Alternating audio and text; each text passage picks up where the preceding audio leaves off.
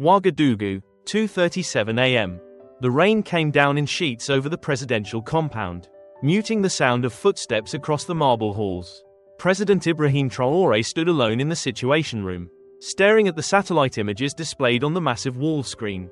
His jaw was clenched. Something felt off. Colonel Idrissa Ba, his longtime military advisor, had been missing since midnight. That wasn't like him, and when two trusted guards hadn't reported back from their patrols an hour ago.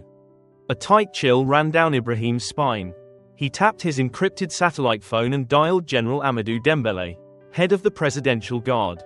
No answer. His instincts, sharpened in the crucible of war, screamed danger. He reached under the conference table and pressed the silent panic button. The lights dimmed and a silent alarm was sent to the underground security unit. He needed to disappear fast. Just as he turned to leave, the room exploded, not with fire, but with bullets. 3 men in black tactical gear burst through the glass panel near the emergency exit, spraying automatic fire across the room. Ibrahim dove behind the steel-reinforced podium, a bullet grazing his shoulder. He gritted his teeth, blood trickling down his arm. The attackers moved like professionals, tight formation. No words, no hesitation. A fourth man stepped in behind them. His voice was low and unmistakable. "Don't kill him yet, Colonel Idrissa Ba." The betrayal hit Ibrahim harder than the bullet. His most loyal advisor, his brother in arms, was now his executioner. "You're a dead man, Idrissa," Ibrahim growled from behind the podium. "You should have let the West in. You isolated us, Ibrahim. You doomed Burkina Faso." Ibrahim's voice came back cold. "No, I saved it from becoming another puppet." But he knew there was no point arguing. Idrissa had chosen his side. The attackers closed in. Ibrahim reached for the emergency lever under the console. He yanked it. The floor beneath him dropped. He landed hard on steel steps, rolling into a narrow underground passage, one of only 3 secret escape tunnels under the palace. He slammed the lever again, sealing the trapdoor above him. Gunfire rattled against it, but it held. He ran, blood soaking his sleeve, vision blurred. He ran through the winding passage. It would take him nearly a mile outside the city limits to an unmarked safe house, if he survived that long. But betrayal like Idrissa's didn't happen in a vacuum. It was planned, financed, backed. The coup was underway, and Ibrahim Traoré was now the most hunted man in West Africa. By the time President Ibrahim Traoré emerged from the tunnel, the eastern horizon was beginning to bruise with hints of dawn. The safe house was nestled behind a crumbling warehouse on the outskirts of Ouagadougou, hidden beneath the remains of an abandoned textile factory. He staggered to the reinforced door, entered the security code with bloodied fingers, and collapsed inside. The door hissed shut behind him with a hydraulic thud. Inside, dim emergency lights buzzed faintly. The room was Spartan, maps on the wall, a small comms station, a locked weapons crate, and a cot. Ibrahim dragged himself to the sink and rinsed his wound. It burned like fire, but he gritted through it. He sat on the cot, pulled out a secure tablet from the drawer, and booted up the emergency protocol network. No signal. That wasn't supposed to happen. These lines were independent of national infrastructure, encrypted satellite comms, powered by backup batteries. Unless someone had jammed them. Unless they'd planned for everything. A chill passed over him again. Idrissa hadn't been acting alone. No, this was bigger. This wasn't just about power, it was coordinated. Surgical. Someone outside the country had helped orchestrate this. He could feel it. He took a breath. Panicking would only cloud his judgment. He activated a secondary satellite beacon, one only 3 people in the entire government knew about. One of those people was a 27-year-old intelligence officer named Aminata Keita. If she was still alive, she'd come. If she wasn't, he might already be dead. Ibrahim didn't rest. He couldn't. Instead, he prepared. He pried open the weapons crate, an SMG, 3 full mags, a combat knife, smoke canisters, and an old tactical vest. He strapped in, staunching his shoulder wound with gauze and tape. His suit was ruined, but he didn't care. He had to move again before sunrise. Once the city woke, he'd become easier to spot. At 4:43 a.m., a single soft tap echoed on the steel door, 4 short raps. A pause, then 2. The signal. He raised the SMG and approached slowly. Through the slit, he saw a woman in plain clothes. Her hands visible, a slight nod. "Aminata." He opened the door just enough to let her in. She moved like a whisper, eyes scanning the perimeter before she slipped inside and locked it again. "You're alive," she said, barely above a whisper. "Barely," he replied. "You weren't compromised?" She shook her head. "I haven't gone home. They tried to breach the agency at 1 a.m. 2 agents down. I've been watching comms traffic. There's an operation underway. They're using our own airwaves to flood disinformation. It's everywhere. President executed for treason. Colonel Barr takes command. It's chaos." Ibrahim's face hardened. How many forces are still loyal? Hard to say. The barracks have been split. Some commanders were bribed or blackmailed. But the 8th Battalion outside the city is silent. "I think they're waiting for your signal." He nodded. "Then we need to give them one." She hesitated. "Sir, they have a drone grid over the capital. American-made. High-res thermal and motion tracking. If you move out in daylight, they'll find you. Then we don't wait for daylight." They moved quickly. Aminata led him through the labyrinth of alleys behind the industrial district. She knew the streets, the dead cameras, the routes invisible to satellites. "Where are we going?" he asked as they ducked into an abandoned garage. "There's an old media relay site, abandoned after the 2019 insurgency. The network was never decommissioned, it's offline. But if I patch in manually, I can hijack the national signal. We can broadcast a live message, let the country know you're alive." "Can you do it?" he asked.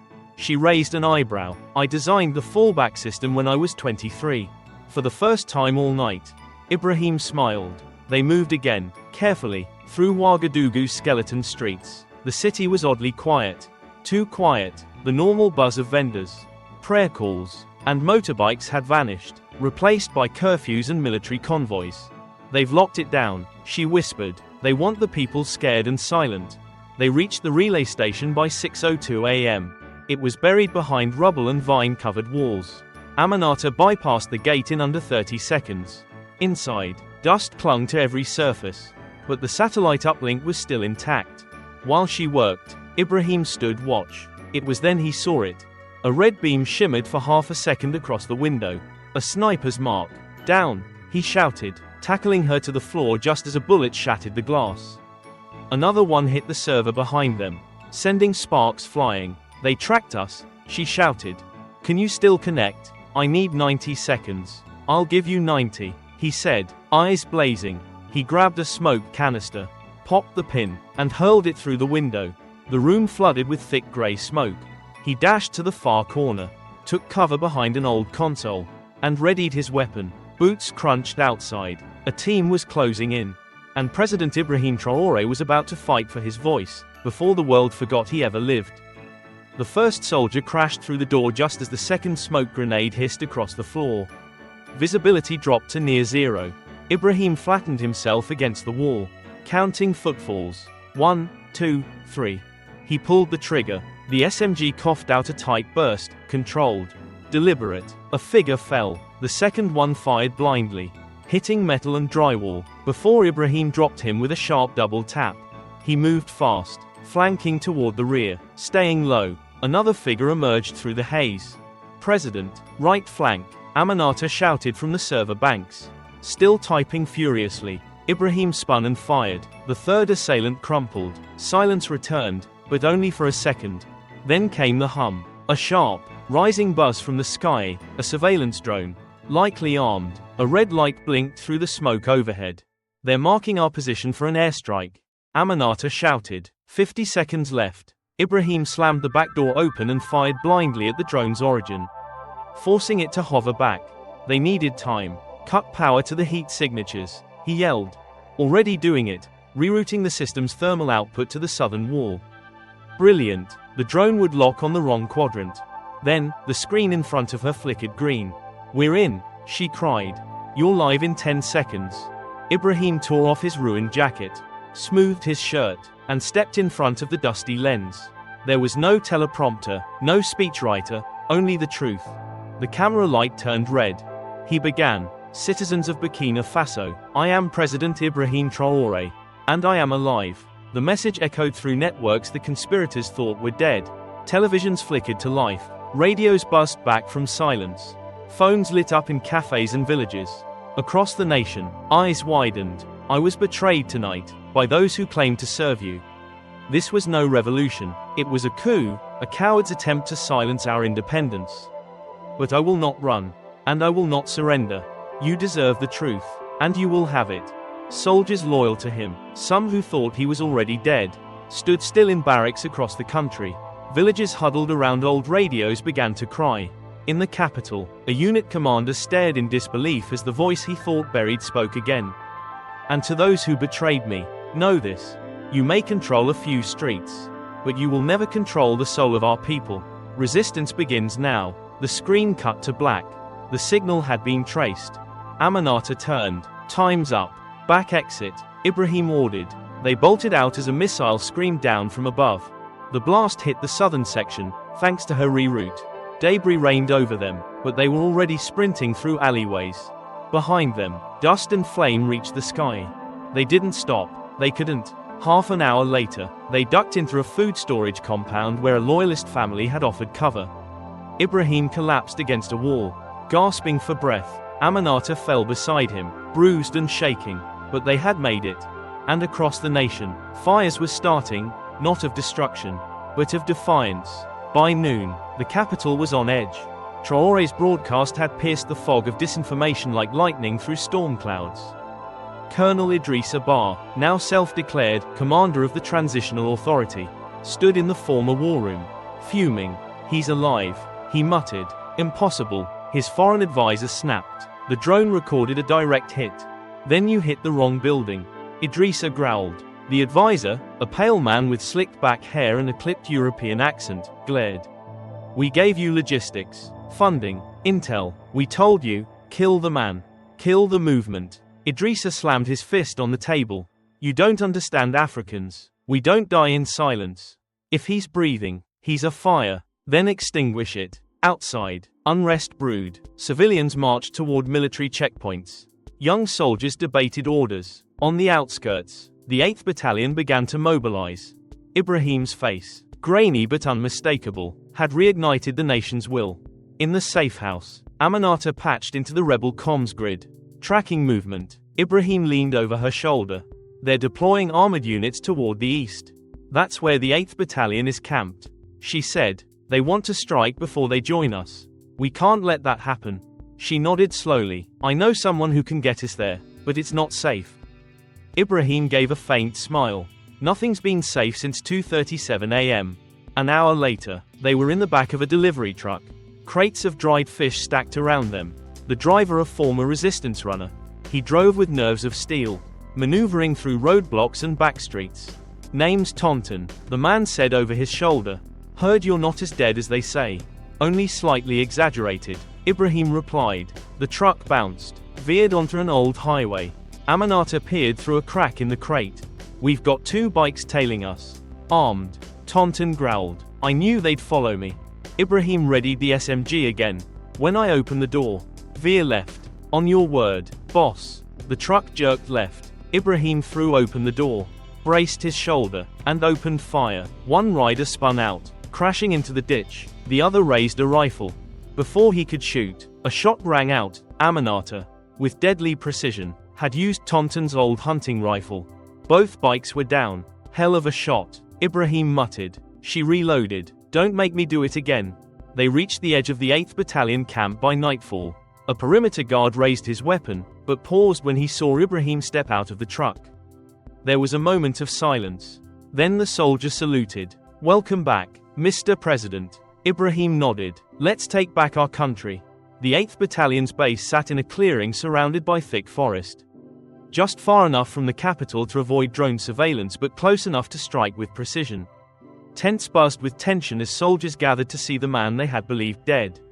Ibrahim Traoré stood before them, no longer wearing a suit, no longer a ceremonial figurehead.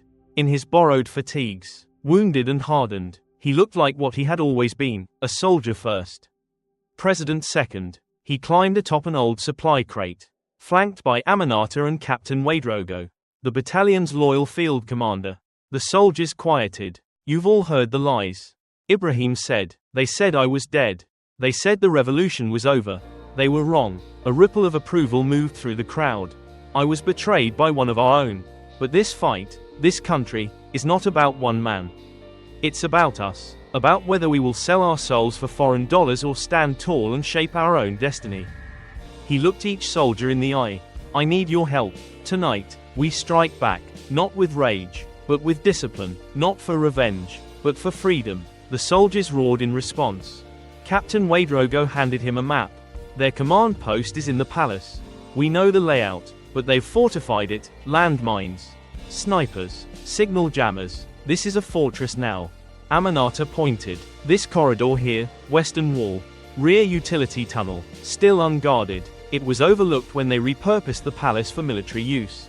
Ibrahim nodded. That's our way in. Hours later, under the cloak of moonlight, Operation Nightfall began. 2 squads moved silently across the terrain in staggered formations. Ibrahim led one unit. Aminata and Captain Ouedraogo led the second. The plan was simple: diversion on the east, infiltration on the west. Every step toward the capital felt heavier. The weight of betrayal, the cost of resistance, the gamble of survival. They arrived at the city limits just past 2 a.m. The streets were empty, curfew still in effect. But enemy patrols circled like wolves. They had to be ghosts. A small explosion to the east signaled the distraction. Lights flared across the skyline. Enemy units scrambled toward the noise.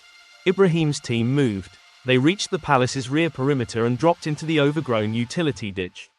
Crawling for nearly 50 meters, they emerged behind the west wall. A rusted maintenance panel blocked the tunnel entrance. Aminata knelt beside it, sparks flying as she bypassed the old lock. It clicked open. Inside, the passage reeked of mildew and dust. They followed it until they reached a hatch beneath the west wing. Above them was the very room where the coup had started. They climbed the ladder in silence. At the top, a guard sat watching monitors. Unaware, Ibrahim crept forward and subdued him with a swift chokehold. The palace was quiet, too quiet. They split into formation, sweeping corridors as they advanced toward the command center. Suddenly, footsteps. Ibrahim signaled halt. A squad of armed rebels rounded the corner. For a moment, both sides froze, then chaos erupted. Gunfire lit the hall. Ibrahim dropped to one knee, firing short bursts. Aminata ducked into a side room, flanking with surgical precision. Ouedraogo's men followed, disciplined and fast. The fight lasted 45 seconds. When the smoke cleared, 7 enemies were down. None of Ibrahim's men had fallen. Keep moving, he ordered. They reached the doors of the command center. Reinforced steel, guarded by 2 heavy gunners. Ibrahim tossed a flash grenade. The boom disoriented the guards just long enough. His team surged forward. One of the gunners went down. The second tried to recover but was taken down by a single shot. Aminata again. They breached the command center. Inside, Colonel Idrissa Bar, flanked by 5 soldiers. At the center, a live communications feed, ready to transmit a global announcement declaring the transition of Burkina Faso. Ibrahim stepped forward, weapon raised. It's over. Idrissa turned slowly. You really don't know when to die. You really don't know your people. Ibrahim replied. For a moment, no one moved. Then Idrissa lunged for the console. Ibrahim fired, 1 shot to the leg, dropping him instantly. The other soldiers hesitated. Put down your weapons, Ibrahim commanded. One by one, they did. Aminata shut down the false broadcast and activated the emergency channel. This is Burkina Faso, she said, eyes locked on the lens. And this is the true government. Ibrahim sat Idrissa upright. The colonel bled, but glared. You think this changes anything? You're a dead man walking. The ones behind this, they won't stop. Ibrahim leaned close. Then tell them this, next time. Don't miss. By dawn, the capital stirred with a new energy. Traoré's return had been confirmed. News of the operation spread like wildfire. Loyal units emerged from hiding. Citizens poured into the streets waving flags. Horns blared. Cheers echoed through Ouagadougou. At noon, Ibrahim stood once more on the palace balcony, this time not alone, but flanked by soldiers and civilians. My fellow citizens, he said, they tried to silence us. They tried to steal our will. But they forgot one thing. He raised his fist. We are Burkina Faso. The crowd erupted, but deep in a black site far beyond the capital. A phone buzzed. A man with a northern European accent answered. Operation failed. The voice said, Traoré lives. There was silence. Then a calm reply, then Plan B begins.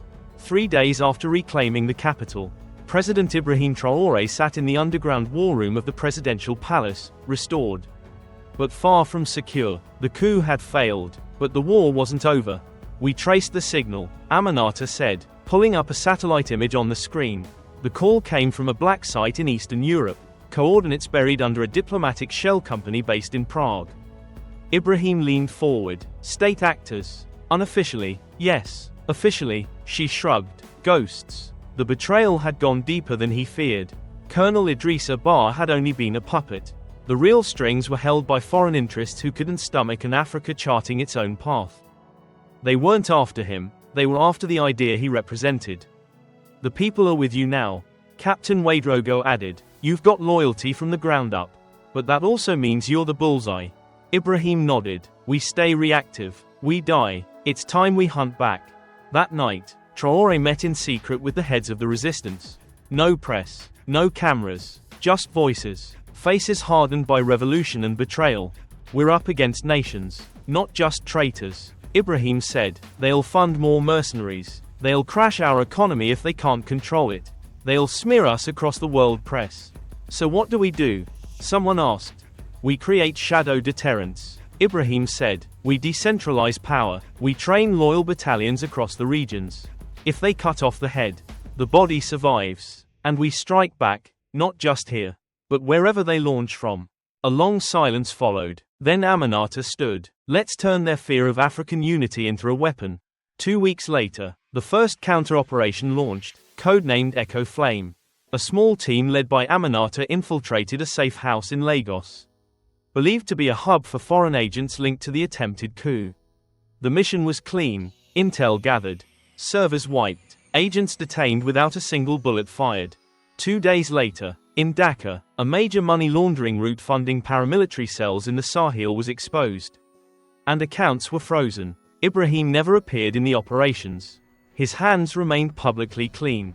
But behind every tactical win, his fingerprints were there, measured, disciplined, and precise. Then came the retaliation. At 2:12 a.m., a sniper's bullet cracked the air over the palace courtyard. It missed Ibrahim by inches as he walked through the west corridor. Security rushed in. The shooter was already gone. Tell me this isn't someone on the inside. Ibrahim muttered, jaw clenched. Aminata checked the security logs. The shot came from a rooftop across the boulevard. Our guards didn't detect the infiltration. Someone killed the cameras. Ouedraogo arrived moments later. We've got a leak. High level. The palace went into lockdown. From that night forward, Ibrahim never slept in the same room 2 nights in a row. But he didn't retreat. He went public. In a televised address a week later, Ibrahim looked directly into the camera. Power built on secrets is always afraid of the light. So I'll tell you everything. He laid bare the facts, the betrayal, the coup, the hidden foreign hands funding the attempt to crush Burkina Faso's independence. He didn't name countries. He didn't need to. The people already knew. This is not just about one man in power. It's about whether a continent can rise without being chained. If I fall, someone else will rise. If we fall, others will stand. Africa will no longer apologize for wanting its own future. The broadcast sent shockwaves. Some international leaders condemned him. Others watched quietly, weighing the wind. In African nations, people took to the streets, not in protest, but in solidarity. He had become more than a president. He had become a symbol. But symbols attract enemies. One morning, Tonton, the resistance driver who had once smuggled Ibrahim to the 8th Battalion, was found dead in an alley. No wounds. Just a message carved into the concrete beside him.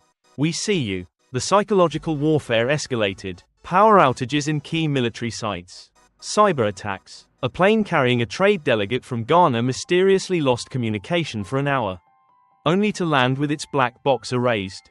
Even Aminata was rattled. They're trying to make us paranoid, she said, to isolate you. They don't understand. Ibrahim replied, paranoia doesn't divide us. It forges us. But privately, he wondered, how long could he outmaneuver a machine designed to never sleep? The final play came at a summit. It was supposed to be a regional economic meeting in Lomé, Togo. He was scheduled to speak last. Security was tight, triple-checked, vetted by both Burkinabe and Togolese teams. Aminata didn't like it. Too many moving parts. Too public. Ibrahim smiled. And that's exactly why I have to do it. His speech began like all the others, firm, focused, African-centered. Then came the moment that froze the room. He paused, looked at the crowd of diplomats, heads of state, and corporate interests. I want to speak to the men behind the curtain. He said, I know you're here, I know you're watching, I know you're listening. People shifted in their seats. You tried to kill me. You failed. You tried to break my country. We stood. You tried to own Africa's future. We took it back. He raised his hand slowly. And if you try again, you'll learn what it feels like when a continent bites back. The room was dead silent. Then came the applause. Reluctant at first, then thunderous. Back in Ouagadougou, that speech was played on a loop across every district, school, and village. It wasn't just a declaration. It was a warning, a prophecy, a vow. Ibrahim sat alone in his office that night.